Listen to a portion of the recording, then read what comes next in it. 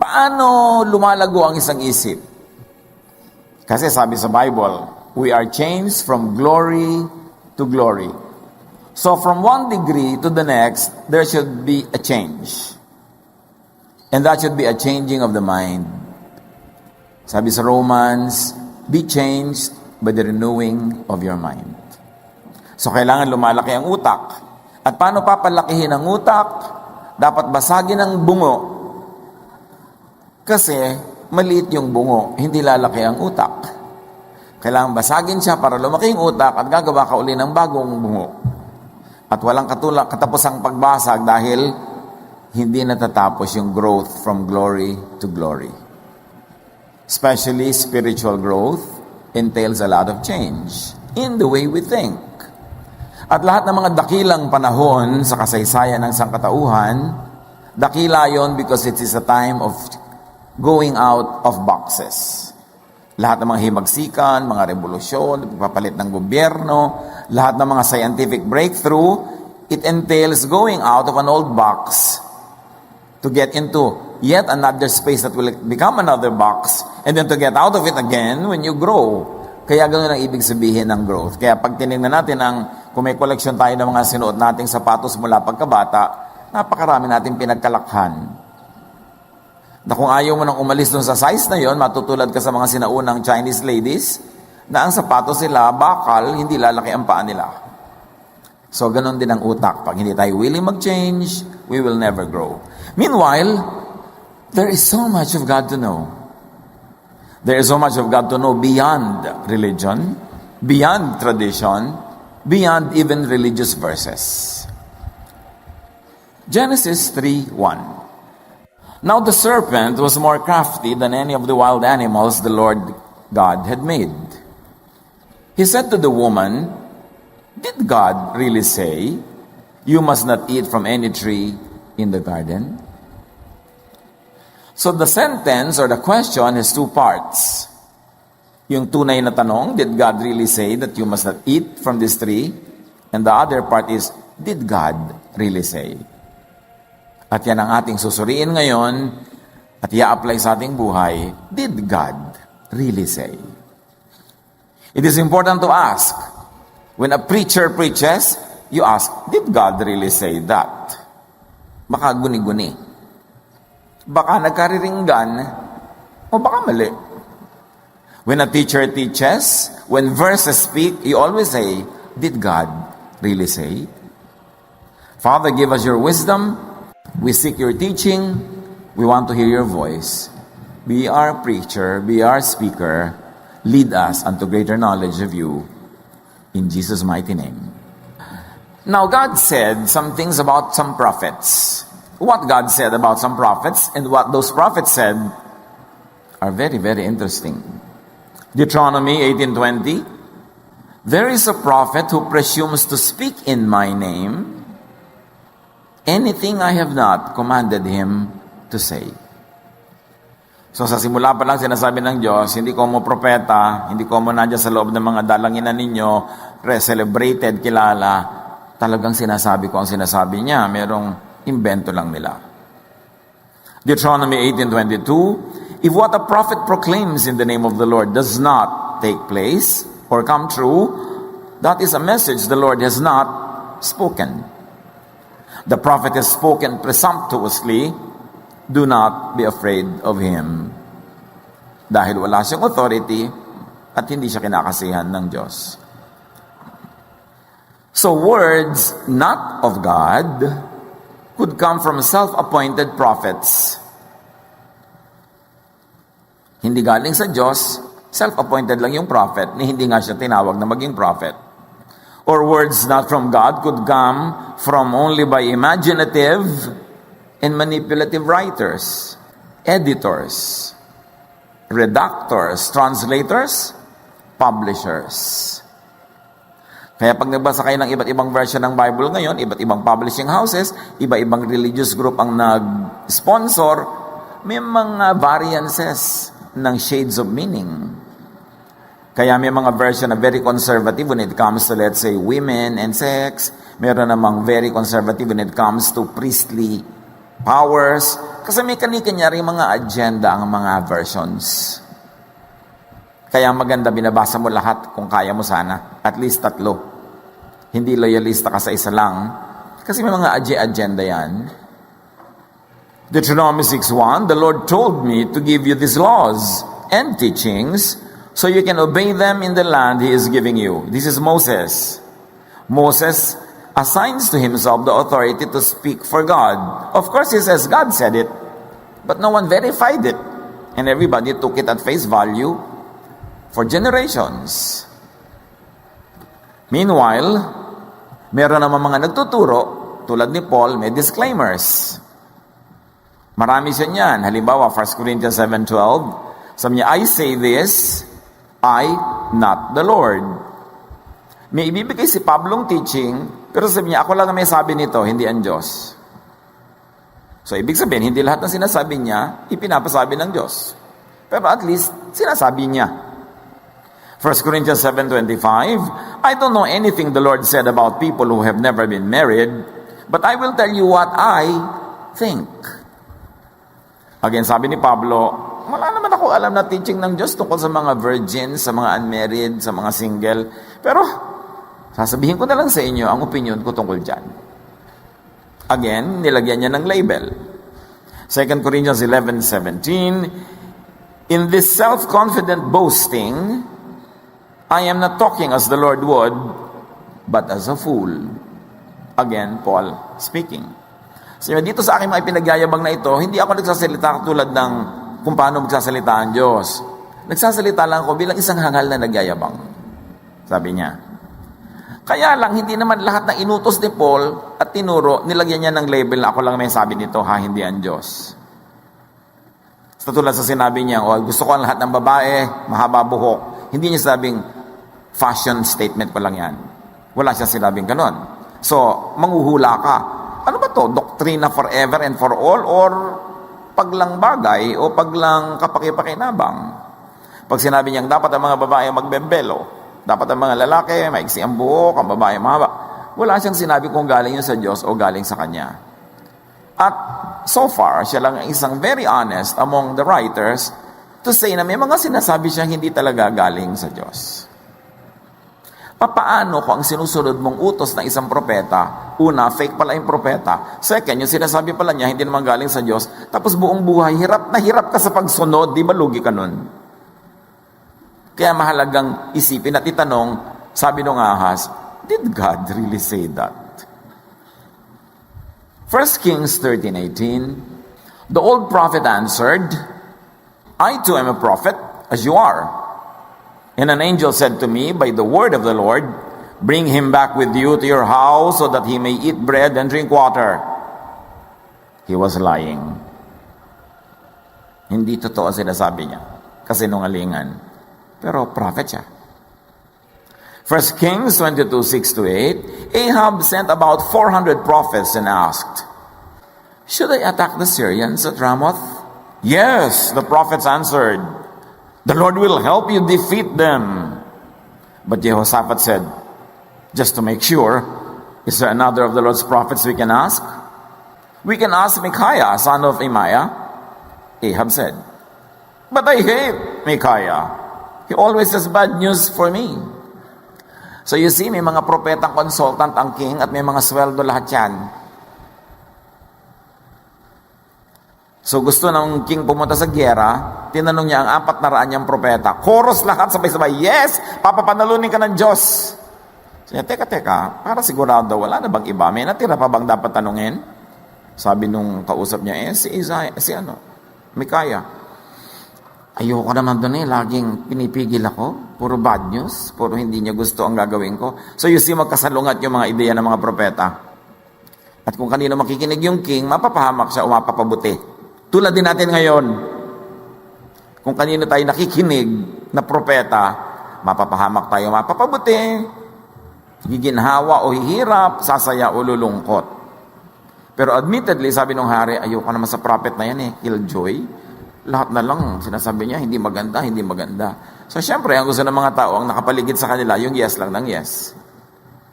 Na madalas, ikinakapahamak nila.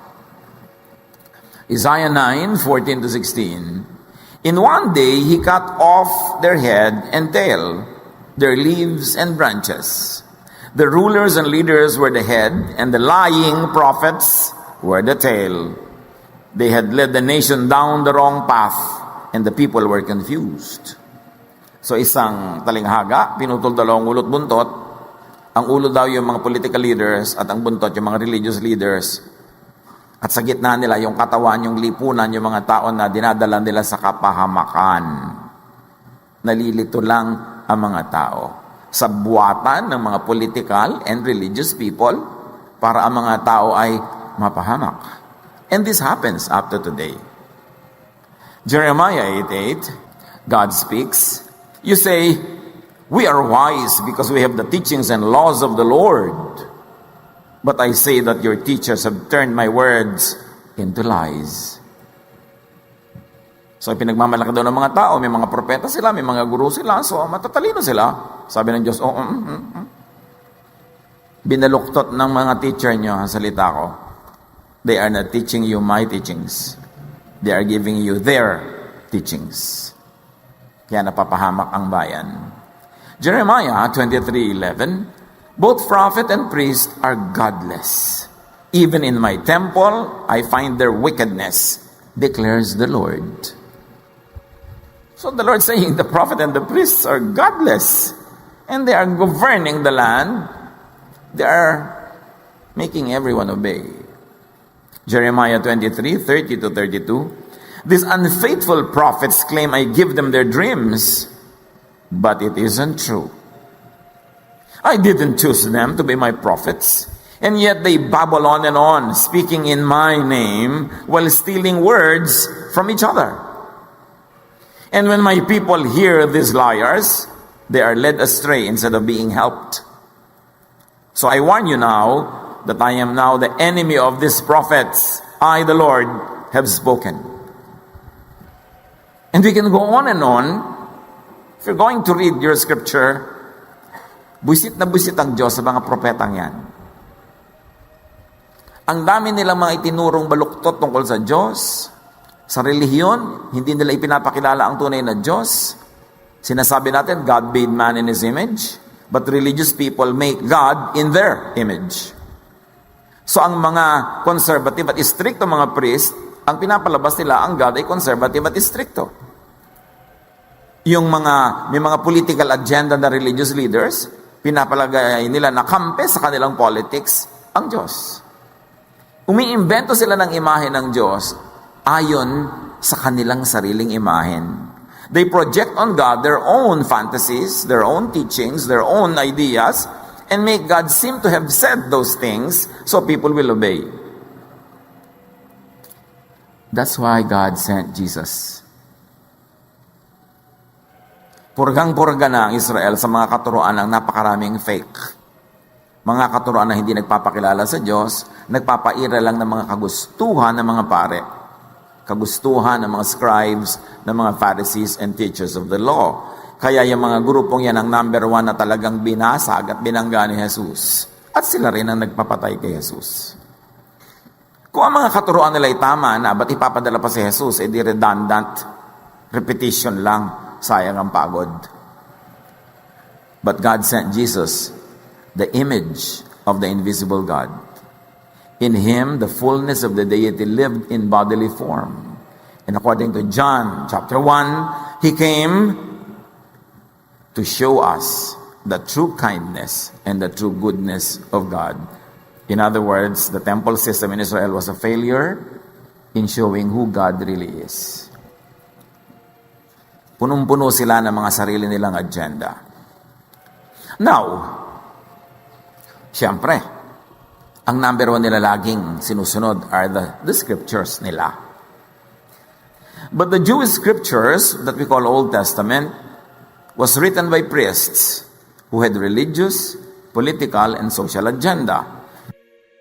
At nandun sa mga scriptures na inyo sinasabi ng Diyos na mga fake ang sinasabi nyo, hindi yan ang turo ko, nandun, kailangan malaman mo kung alin. Kasi mga prophet din sila, kilala din sila, sinusulat din sila. May mga political agenda sila. It's very good to review how the Old Testament was written, and at this particular point, Genesis. The stories of creation, the stories of Genesis, were floating around in oral format, kwento, kwentuhan, hindi yan nakasulat, around 1200 BC. Especially during the times of David. Very popular, kumakalat kung kani-kanino. At syempre, ang lahat nyo naman ng oral kwento, may kanya-kanyang version yan. Pag nagkwento ang lola mo tungkol sa panahon ng hapon, ibang version yun sa lolo mo, ibang version yun sa lolo ng kapatid mo, o ng kaibigan mo. Siyempre, oral yan eh. May kanya-kanyang input yun nagkukwento. Sometimes every kwento becomes more fabulous with each retelling. Para bida yun nagkukwento. So, paganda ng paganda, papubuloso ng pabuloso. But the stories of Genesis, for instance, were going around orally 1,200 years BC.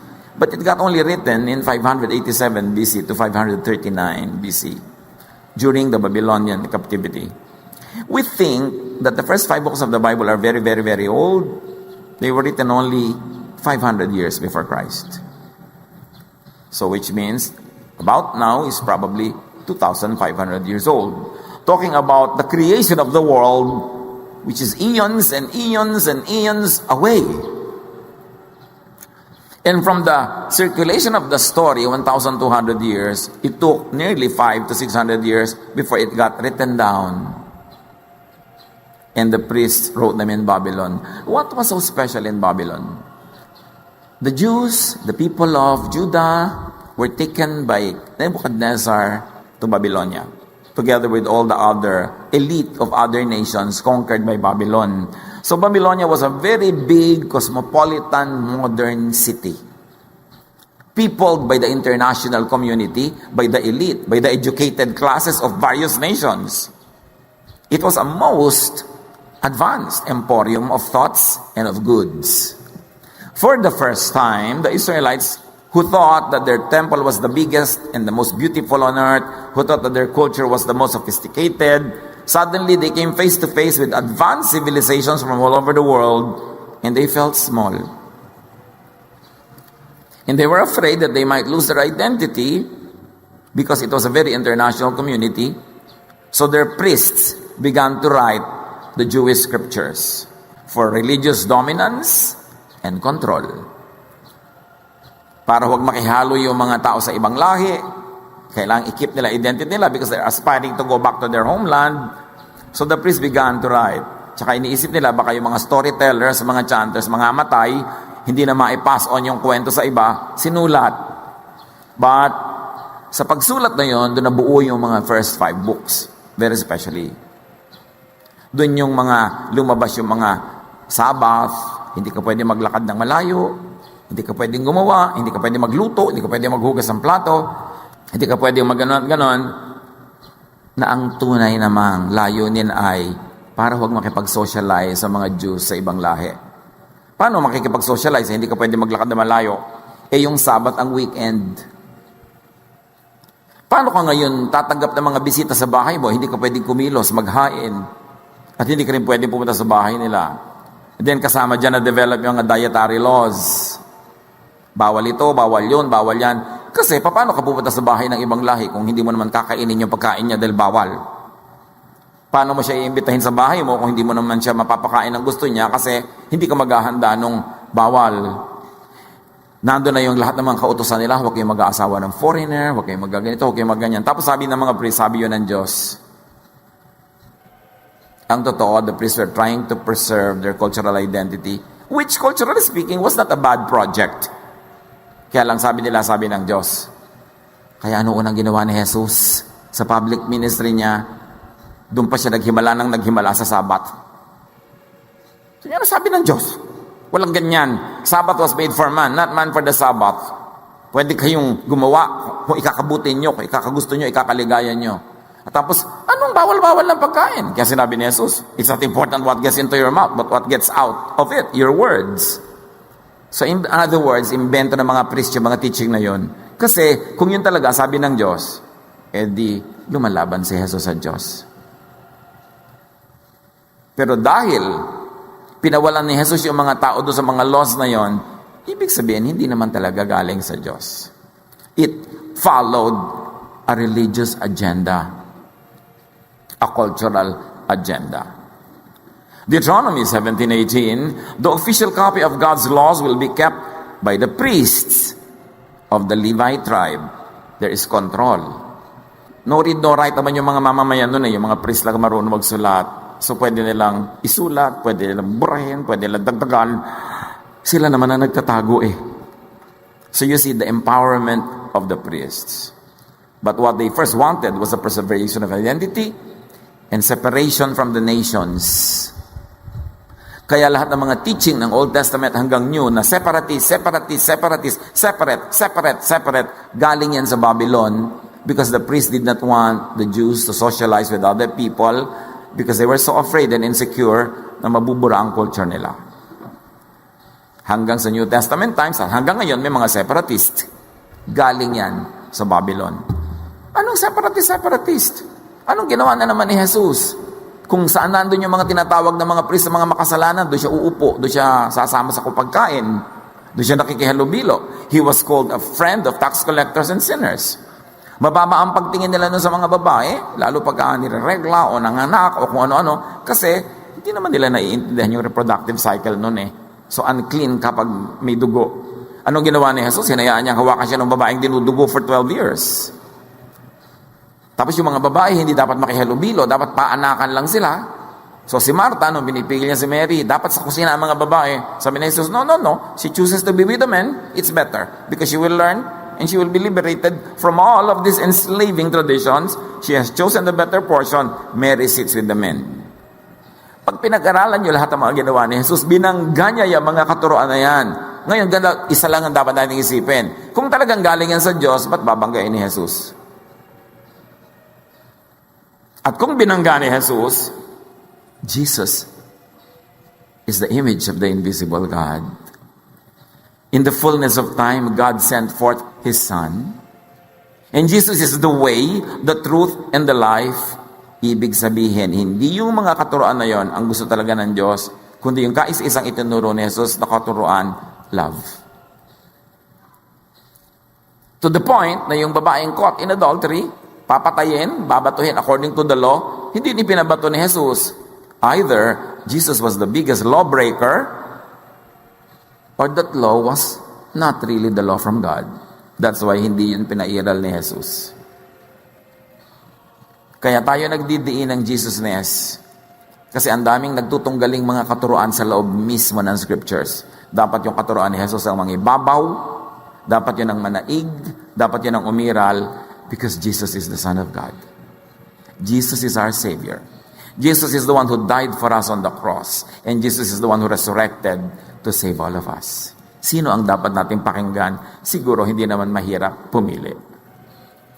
Dapat ka pa rin makinig doon sa mga katuroan ng iba kung nakakabuti. Pero optional na lang yan. Hindi yan must. Yung mga katuroan ni Jesus ang must.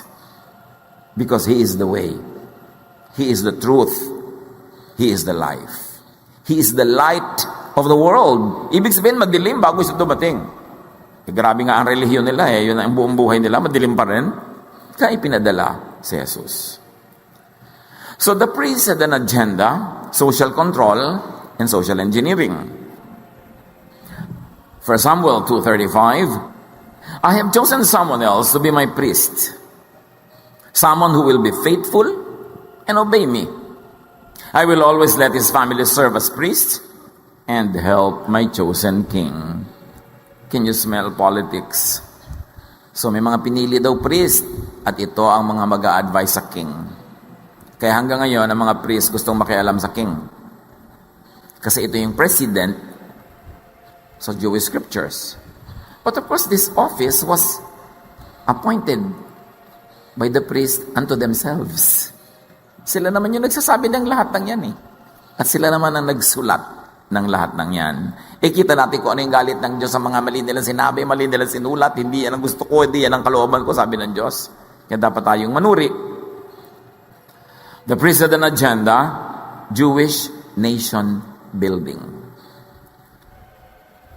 At kailangan para maging nationalistic sila, ay papaniwalain nila ang kanilang mga sarili na sila lang ang mahal ng Diyos, sila lang ang bayan ng Diyos.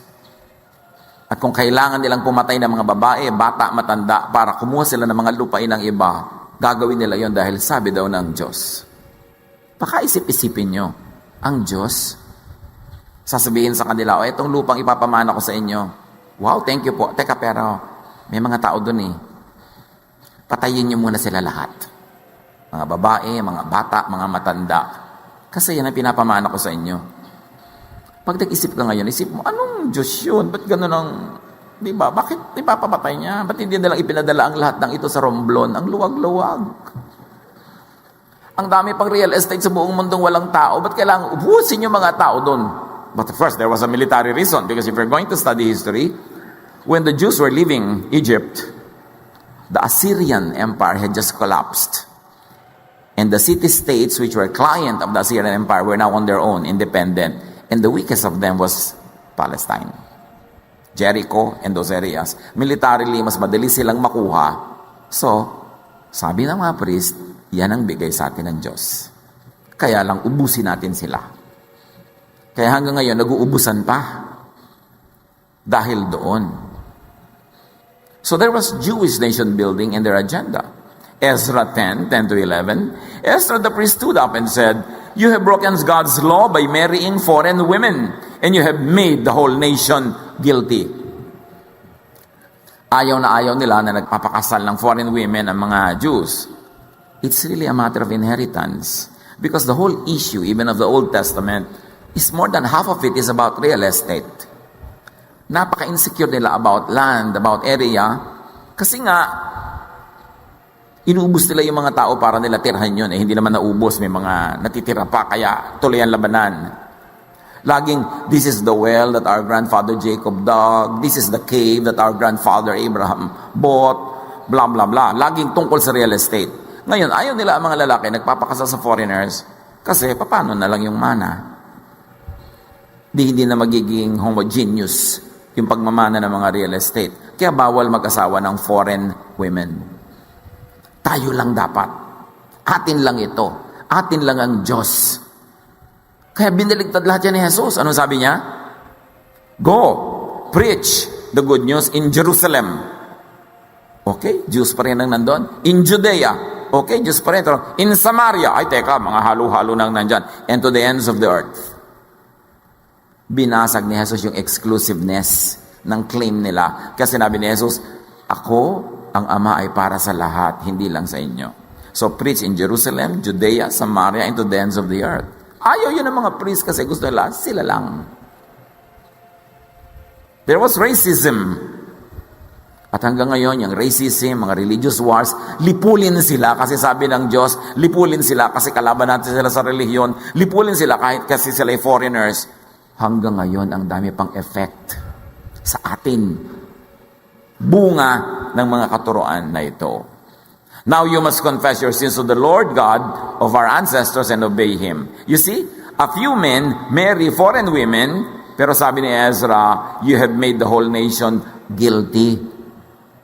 Nagkasala yung konti, lahat guilty na talaga. Kaya ngayon, marami ring mga Christians, pag umulan, pag lumindol, pag bumagyo, may repentance party sa Luneta. Kasi nagkasala ang mga kababayan natin, idolatros sila, kasi ganun sila. So magre-repent tayo para sa buong nation. Ilang libong repentance gathering na ang attendan nyo. At nakita natin. Pero bagyo pa rin ang bagyo. Natural, dahil bumabagyo talaga. Nagkaka-drought talaga, nagkakabaha. Kasi yun ang nature's law. Pero laging mag-repent tayo, mag-repent. Kasi ito yung may repentance gathering, may repentance party, may prayer for the nation. May mga religious leaders na umaakyat sa entablado, sila yung sumisikat, sila yung nakikinabang sa malalaking event because that empowers them. Pag pinag-aralan natin yung mga ganyan, dapat natin sinusuri. Kasi ano ba naging effect na talaga ng kadadasal lang? Kaya maraming tao lagi sa Luneta, sa Quezon Memorial Circle. Ganun pa rin, babagyo pa rin, lilindol pa rin. Kasi yun ang likha ng nature, na nilikha ng Diyos. Huwag ka na lang tumira sa mga gilid ng ilog para di ka anurin. Yung mag-ingat ka, pagtanim tayo ng mga puno para hindi maubos ang tubig sa Angat Dam, para hindi tayo nagda-drought. Hindi nadadaan yan sa kadadasal sa Luneta. Although hindi masama magdasal. Pero kung nagdasal ka lang, wala kang ginawang reforestation, tree planting, to respect nature, magic ang hinihingi mo nun. Sabi sa verse 11, divorce your foreign wives and don't have anything to do with the rest of the foreigners who live around here. So ano mangyayari? May mga anak na sila, di bali na mawala sila ng mga magulang kasi lang ayaw ng mga priest that they marry foreigners.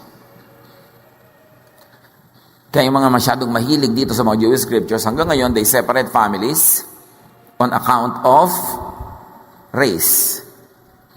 Ganyan ang mga issue sa mga immigration. Ganyan ang mga issue sa mga pagtataboy sa mga refugee. Buhay na buhay pa ang bunga ng lahat ng ito. Lalo sa mga napakasidhi sa pagsunod sa verses. Exodus 34:27-28. Then the Lord said to Moses, write down these words, for in accordance with these words I have made a covenant with you and with Israel. Moses was there with the Lord 40 days and 40 nights without eating bread or drinking water. And he wrote on the tablets the words of the covenant, the 10 commandments. So again, that commandment will rule their lives. It will rule their lives.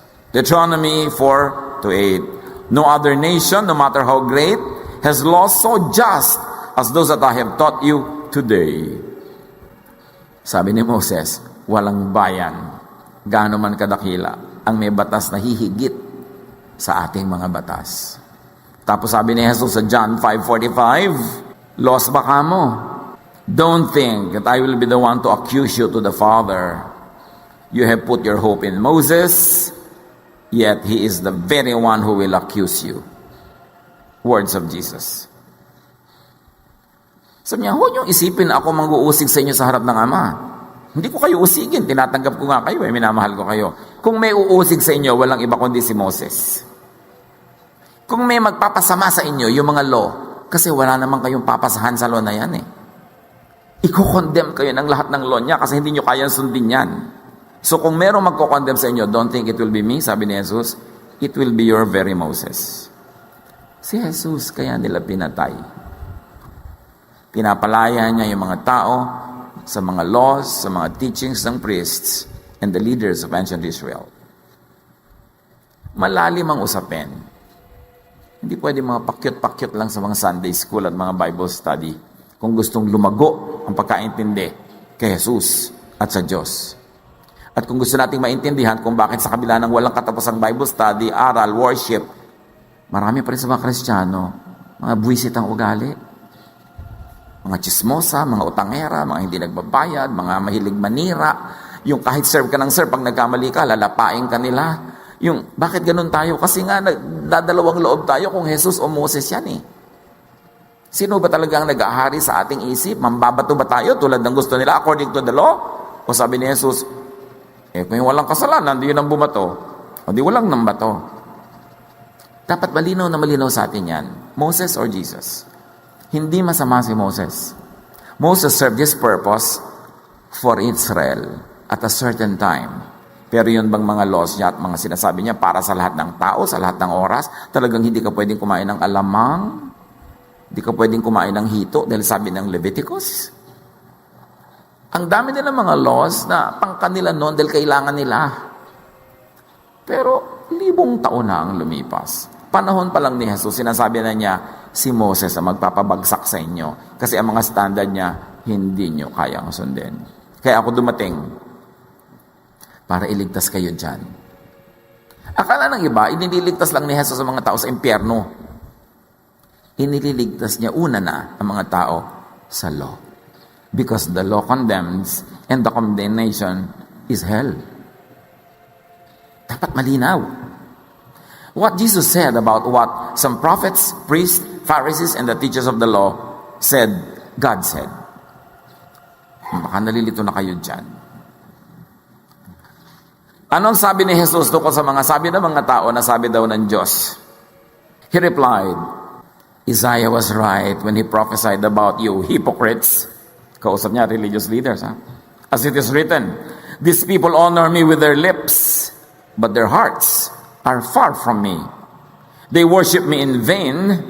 Their teachings are but rules taught by men. You have let go of the commands of God and are holding on to the traditions of men. Sabi ni Jesus, tama si Isaiah, noon pa, bistado na niya kayo. Tama ang sinabi niya tungkol sa inyo. Diyos kayo sa bibig lang, pero sa puso hindi. Ang pagsamba niyo, wala katuturan. Kasi ang mga itinuturo niyo, invento niyo lang. Hindi galing sa Diyos. Ang umiiral sa inyong buhay, hindi ang kalooban ng Diyos, kundi ang mga tradisyon ng mga conservative priests. Itinatali kayo, kaya hindi kayo makawala. Kaya ang pangako ni Jesus, bibigyan ko kayo ng kapahingahan.